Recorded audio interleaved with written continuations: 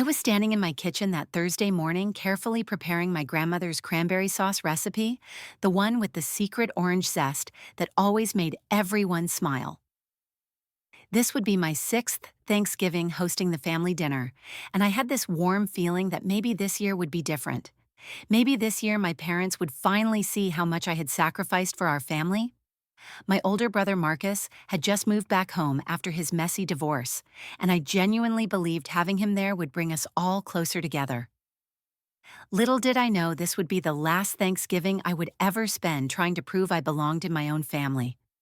Before I share what happened that changed everything forever, let me know where you are watching from and hit that like button if you have ever felt unappreciated by the people you love most. Subscribe because this story is going to take you on an emotional roller coaster that will make you question everything you thought you knew about family loyalty. You will want to stick around for this one because what happened next completely turned my world upside down. Let me paint you the full picture of how I ended up in this situation because understanding the background is crucial to what exploded that Thanksgiving night. 5 years earlier, when I was 23 years old and fresh out of college with my computer science degree, my father, Robert, had a terrible car accident that left him with chronic back pain and unable to work full-time. My mother, Linda, was already working part-time as a receptionist at a dental office, barely making enough to cover groceries. Marcus, who was 26 at the time, was bouncing between different sales jobs, always promising he was about to land something big, but never quite managing to stick with anything long enough to build real financial stability. Without anyone asking me to, I stepped up and started covering the major household expenses. The mortgage payment alone was $1,800 every month, plus utilities that ran about $300 insurance, at $450 groceries that I made sure were always fully stocked at $600 monthly, and health insurance premiums of $800. When you add it all up, I was contributing nearly $4,000 every month to keep my family afloat. Marcus always had an excuse for why he could not help financially. He was too busy pursuing his entrepreneurial dreams, or he was between jobs, or he was dealing with relationship drama. My parents constantly made excuses for him, saying things like, he is going through a rough patch, or boys mature slower than girls. They treated his inability to contribute like it was just a temporary setback, even though it had been going on for years. Meanwhile, I was making real sacrifices for this arrangement. When my boyfriend David proposed to me 2 years ago, I had to turn him down because I could not afford both an engagement ring and my family's bills. I postponed buying my own place because every spare dollar was going to keep the family house running. I watched my friends go on vacations and build their own lives while I was trapped in this cycle of financial responsibility that nobody seemed to notice or appreciate. The morning of Thanksgiving, I arrived at my childhood home at 7 a.m., loaded down with bags of ingredients and side dishes I had prepared the night before. Marcus was still asleep upstairs, not rolling out of bed until almost 11 in the morning. While I was bustling around the kitchen preparing the turkey and coordinating all the side dishes, he wandered downstairs in his pajamas and planted himself on the couch to watch football. My mother, Linda, spent the entire morning gushing about how wonderful it was that Marcus had made such a huge sacrifice to move back home and help take care of the family. She kept saying how mature and responsible he had become, how much it meant to her and Dad to have him there. Every time she said it, I felt a little knot of irritation growing in my stomach, but I pushed it down and focused on making sure everything was perfect for dinner. My father was not much better. He spent the morning complaining about how the electric bill had gone up again, wondering aloud how they were going to manage all these expenses. He talked about maybe needing to downsize or find ways to cut costs, completely ignoring the fact that I was the one writing the checks every month. It was like I was invisible, like my 5 years of financial support had never happened. When we finally sat down for dinner that afternoon, the conversation immediately turned to Marcus and his future plans. He started telling everyone about his latest business idea, some kind of consulting company that was going to revolutionize small business marketing. He needed $15,000 in startup capital, he explained, and he was confident he could turn it into a six-figure income within 2 years. My parents hung on every word, asking thoughtful questions about his business plan and expressing complete confidence in his abilities. The way they talked, you would think Marcus was some kind of visionary entrepreneur rather than someone who had never successfully maintained steady employment for more than 18 months. I tried to steer the conversation toward acknowledging what I had been doing for the family. I mentioned casually that I had been helping with the household finances for 5 years now, thinking maybe this would open the door to some recognition or appreciation. Instead, my father looked at me dismissively and said that was different, that Marcus had given up his whole life to come back and take care of them. My mother nodded in agreement and added that I lived alone anyway, so what else would I do with my money? The casual cruelty of that comment hit me like a physical blow. What else would I do with my money? Maybe I would save for my own future, or travel, or invest in my own dreams instead of constantly propping up a family that seemed to take my contributions completely for granted. The tension that had been building all day finally reached its breaking point during dessert. I could not hold back my frustration anymore, and I made the mistake of pointing out that I had been making significant sacrifices for this family for 5 years straight. I mentioned having to turn down David's proposal, having to postpone buying my own home, having to live paycheck to paycheck, despite having a good salary because every spare dollar was going to keep the family house running. Marcus immediately got defensive and snapped at me, saying nobody had asked me to do any of that I had chosen to show off with my money. His words stung because there was no gratitude in them whatsoever, just irritation that I had dared to bring up my contributions. He acted like I was being dramatic and attention-seeking rather than simply asking for some basic acknowledgement. That is when my father completely lost his temper. His face turned red and he slammed his hand down on the table, causing all the dishes to rattle. "Get out!" he shouted, his voice echoing through the dining room. "Paying bills does not make you family. You think money can buy love? You think you can just throw cash around and that makes you special." The words felt like a slap across the face. 5 years of sacrifice. 5 years of putting my family's needs before my own. And this was how he saw it. Like I was some outsider trying to buy my way into the family instead of a daughter who had been holding everything together. But then my mother delivered the final blow. She leaned over and whispered just loud enough for me to hear, "You are just jealous of your brother. You always have been." The poison in her voice was unmistakable. She was not just dismissing my contributions, she was attacking my character, suggesting that everything I had done came from a place of sibling rivalry rather than love and responsibility. I sat there for a moment feeling like I had been punched in the stomach. All around me, my family was staring at me with expressions ranging from anger to disappointment, like I was the problem, like I was the one who had ruined this perfect family gathering by having the audacity to want some recognition for my sacrifices. But then something shifted inside me. Instead of tears or more arguing, I felt this strange sense of calm clarity wash over me. I looked at each of their faces and smiled, not a warm smile but a cold, calculated one. "You are absolutely right," I said, my voice steady and clear. "Let us see how family handles things without my money."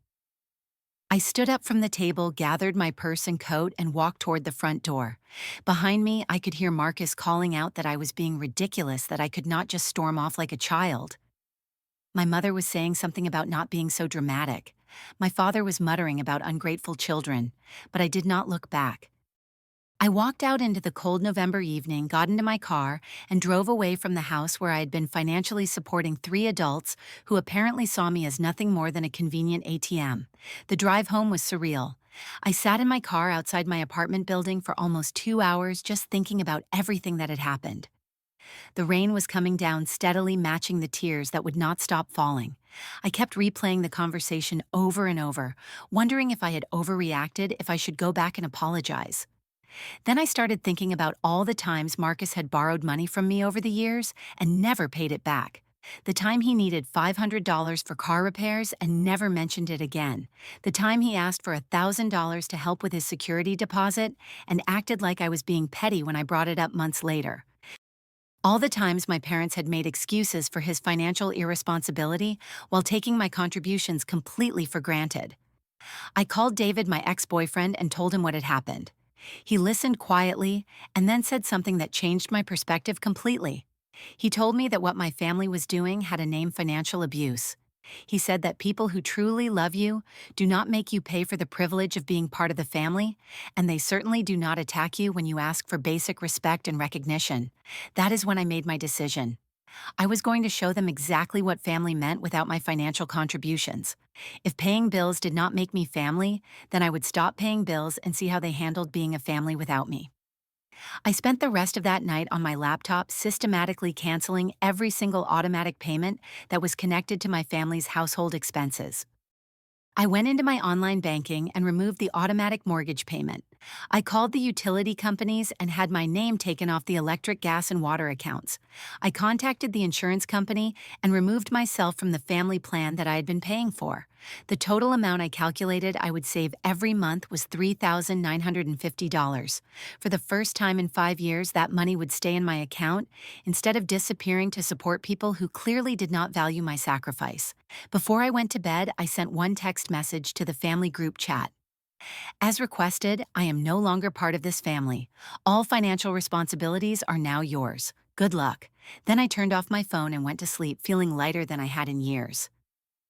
The first day after Thanksgiving was eerily quiet.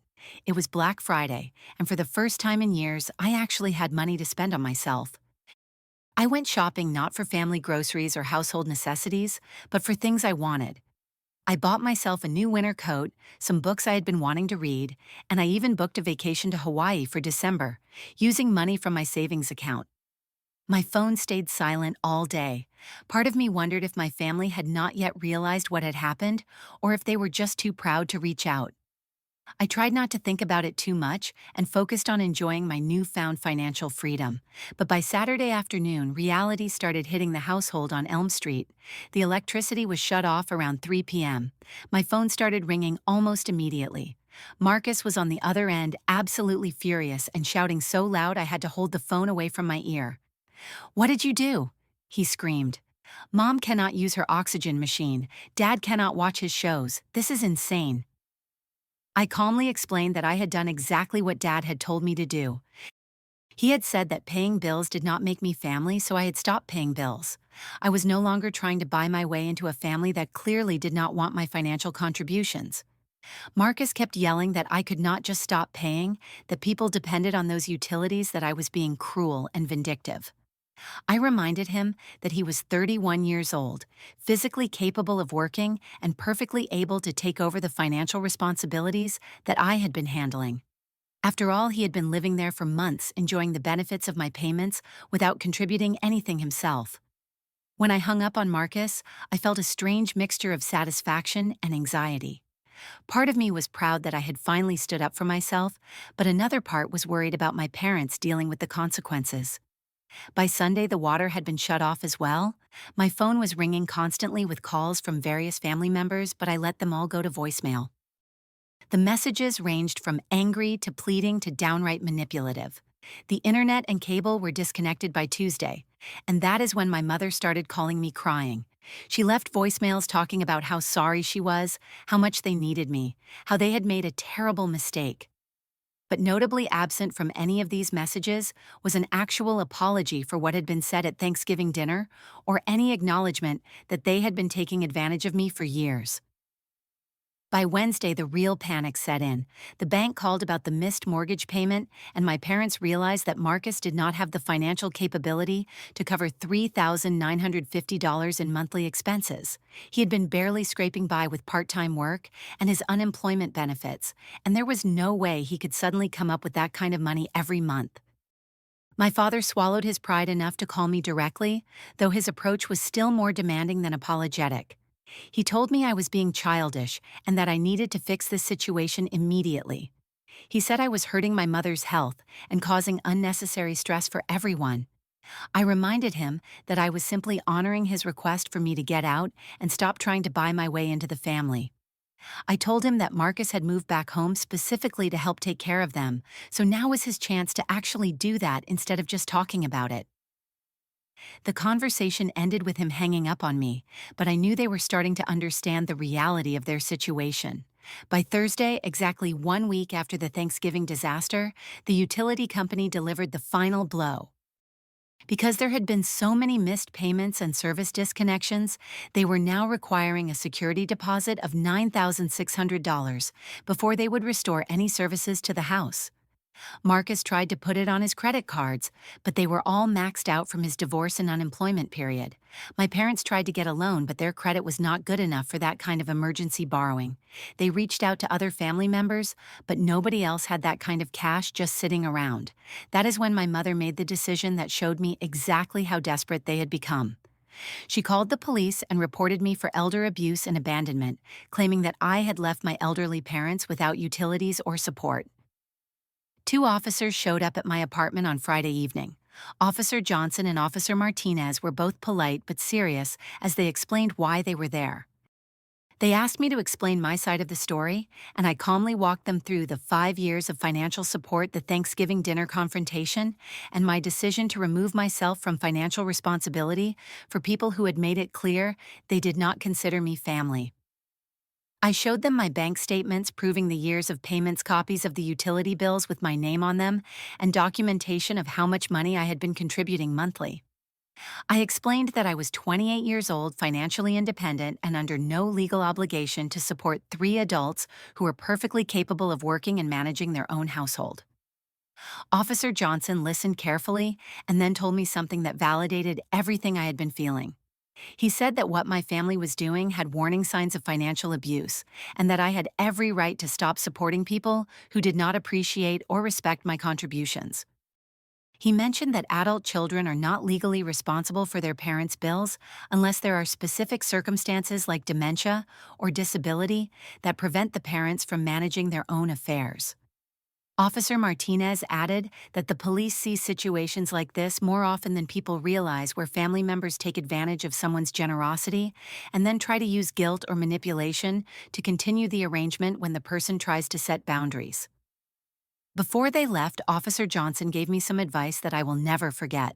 He said that healthy families do not make their children choose between their own financial security and family membership. He told me that people who truly love me would never put me in a position where I had to buy their affection with monthly payments. After the officers left, I sat in my apartment feeling a strange sense of validation. For the first time since this whole situation started, I had talked to people who understood that what I had done was reasonable and necessary, not cruel or vindictive. The first 2 weeks after cutting off the financial support were emotionally brutal for me. Even though I knew logically that I had done the right thing, I struggled with feelings of guilt and confusion. I had been conditioned for years to believe that my worth to my family was tied to my financial contributions, and breaking that pattern felt scary and uncertain. I decided to start seeing a therapist, Dr. Sarah Chen, who specialized in family dynamics and financial abuse. During our sessions, she helped me understand that what I had been experiencing was indeed a form of financial exploitation.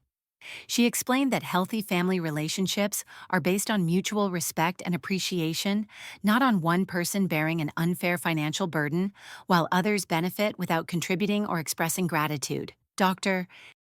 Chen also helped me work through the guilt I was feeling about leaving my parents without utilities. She pointed out that my parents were adults in their 50s, not elderly people unable to care for themselves, and that enabling their financial dependence was actually preventing them from developing the skills and responsibility they needed to manage their own household. Around the same time, David reached out to me again. We had stayed in touch occasionally since our breakup, and when he heard about what had happened, he wanted to offer his support. We started talking regularly again, and I began to realize how much I had missed having someone in my life who valued me for who I was, rather than what I could provide financially. 3 months after the Thanksgiving confrontation, I used the money I had been saving to make a down payment on my own condominium. For the first time in my adult life, I was building equity in my own property instead of paying someone else's mortgage. The feeling of independence and accomplishment was incredible. I also started reconnecting with friends I had lost touch with during the years when I was constantly stressed about money. I had been so focused on managing my family's financial crisis that I had neglected my own social life and personal relationships. Now I had the time and emotional energy to rebuild those connections. Meanwhile, my family was being forced to face reality. Marcus finally got a full-time job at a car dealership, working 45 hours a week to help cover the household expenses. My parents had to make real budget adjustments, cutting out unnecessary expenses and learning to live within their actual means instead of relying on my subsidies. The most surprising development was that my father started picking up some freelance work doing bookkeeping for small businesses from home.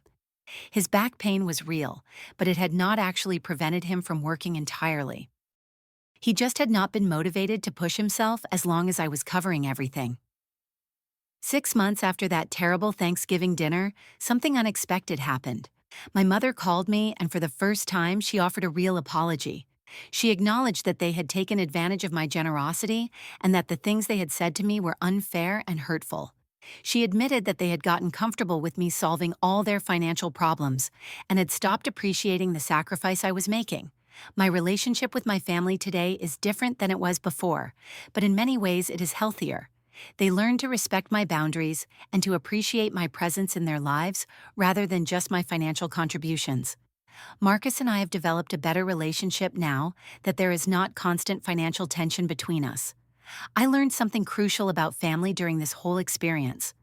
Family is not about who shares your DNA or who raised you. It is about who values your presence, not just your presence.